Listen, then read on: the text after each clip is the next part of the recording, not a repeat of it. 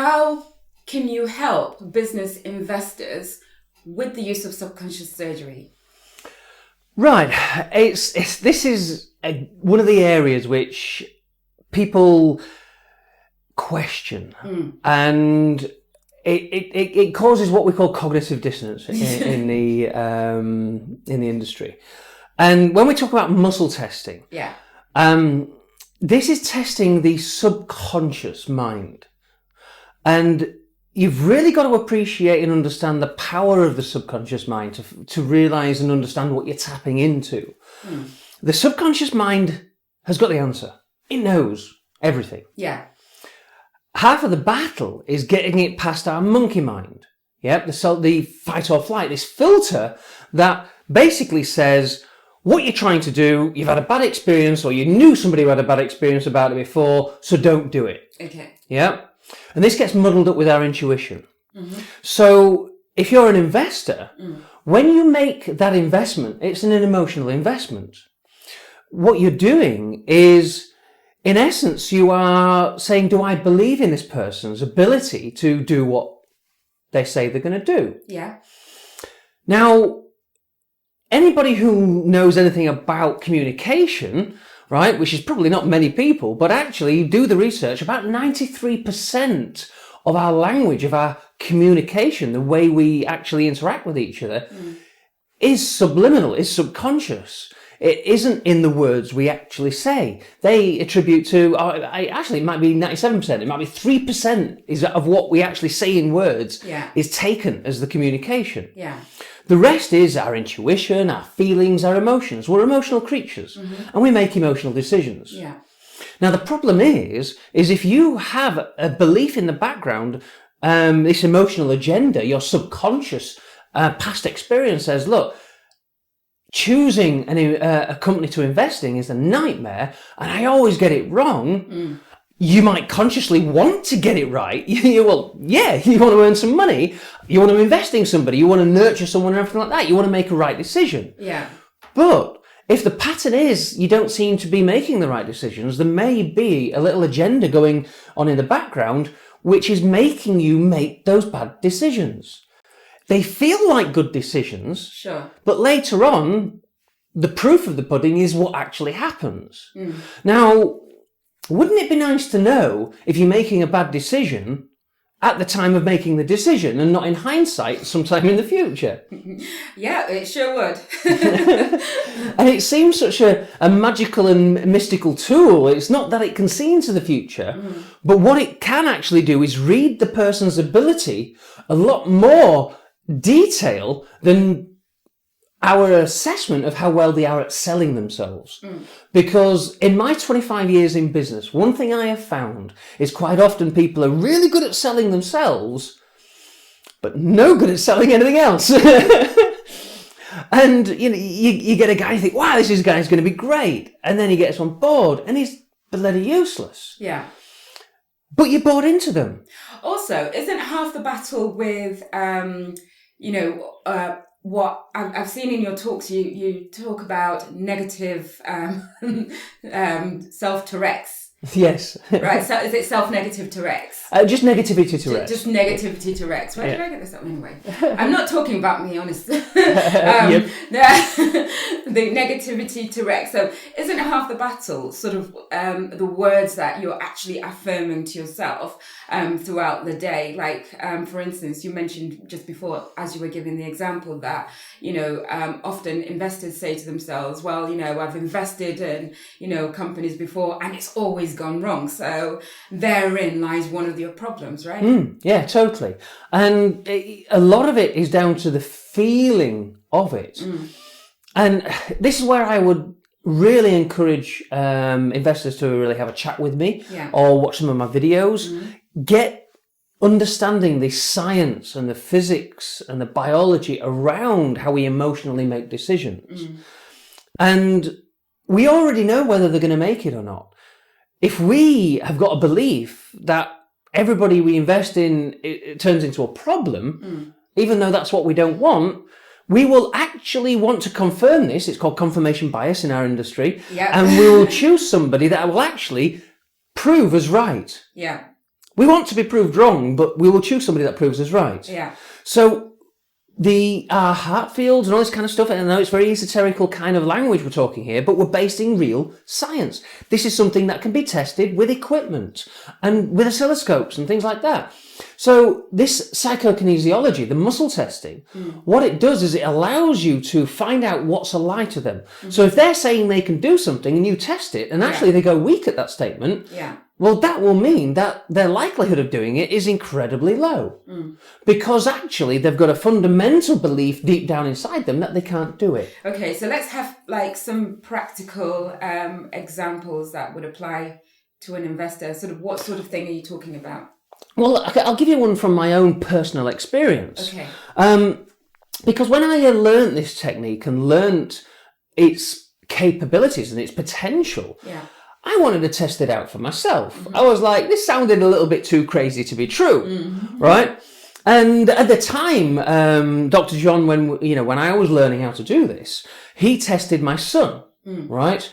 Because I was going through some personal things. He'd gone back to live with his mum. I kind of, I know he didn't kind of fully 100% want to. There's a lot of politics behind it. But the long and short of it is Dr. John, doing this test, said that actually he really wants to come back. And it'll be round about when he's 16, when he feels comfortable enough to say, yeah, he wants to do it, right? So somewhere, when he's 16, he will ask to come back. It took 1 week after his 16th birthday for him to ask to come back. I never said anything. I never mentioned any, nothing ever was discussed. So I didn't preempt it in any way. So that's just one example. And that was a 2-year period. Yeah. It was, 14. So that was quite a long time period. Now, another one, which actually is more business related, was I decided to take on a managing director. Now, emotionally, I was very engaged with them.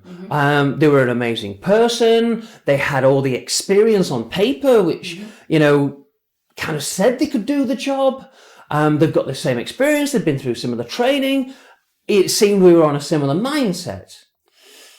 But when I tested whether she was destined to be my managing director, whether she had the capability and whether she would do it, it tested no. Every time I tested it, it tested no, and I tested it periodically through the whole process. And it was about 7-month kind of experience with this. Yeah. Now, I gave her all the support that she needed. I gave her all the opportunities. I laid down exactly what I expected. But it just seemed everything, no matter what I did to help the situation, it just wouldn't happen. So what you're saying in essence is you went against your own I went against the testing. You went against the testing's advice. Because historically I might have been like, actually, this feels good. I'll do it. But when I tested it, it told me categorically, don't do it. Now, if I hadn't have done it, I would have never known whether it would have worked or failed or anything. Yeah. So as an experiment, yes, I knew it was going to cost me a little bit of maybe time and money. But the dividend of it paying off is me experiencing actually whether it did work or not. And that was with me putting everything into making it work. Because the long and short of it is, if something's not destined to be, no matter how hard you try, and no matter how hard you put energy into it, it's not going to give you the return. Okay. So I wanted to see if I could find out in foresight what I later found out in hindsight.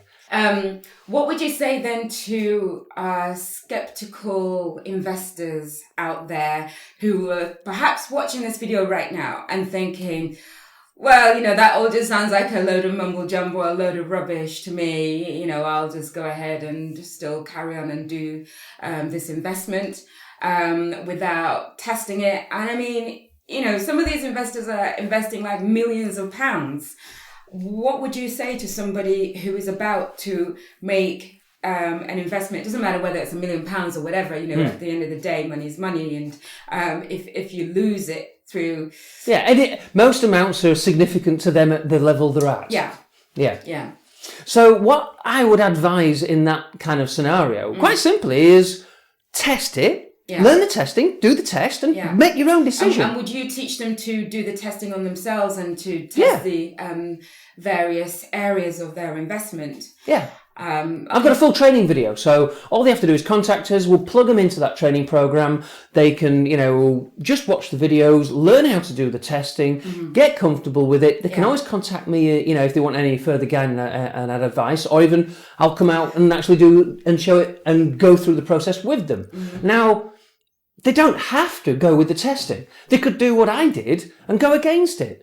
I wouldn't advise it. Well, no, I wouldn't advise it. But if they're at the point where they've already thought, yes, I'm going to make that decision, this is the investment that is going to work for me, right? And I totally believe it. Yeah.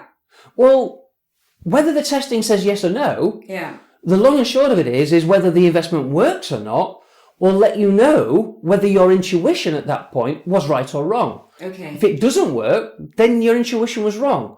But you felt really emotionally engaged. So what you need to do is find out why you felt emotionally engaged in a wrong decision. Because your subconscious mind knew already. So doing the testing will just actually show you a mechanical way of proving this concept, right? It might be a very expensive lesson. Yeah. But, this is investing. Sometimes you've just got to make a decision. Yeah. So that's what investors will do. They will go with their gut instincts, or the vibe that they have around it, and they use this language. And if they want to talk to me, I can explain what actually they're doing in that moment and why it's serving an agenda. Cool. So if they've got a pattern going, the pattern is in their decision-making process. It's not the people that they're choosing to work with. It's the fact that they're choosing to work with them, and that is the key. So if their limiting beliefs is making them make that decisions, what I can do through subconscious surgery is show them why they're making those decisions, explain it in great detail. But not only that, the most important thing is I can change that. So then future decisions become more from a space of genuine intuition instead of fear. Just get in touch with Adrian. Send him an email, info@subconscioussurgery.com, or visit the website, which is www.subconscioussurgery.com. You can also get Adrian on Twitter @AdrianTaffender, and he also has another Twitter account, which is @SubconsSurgery.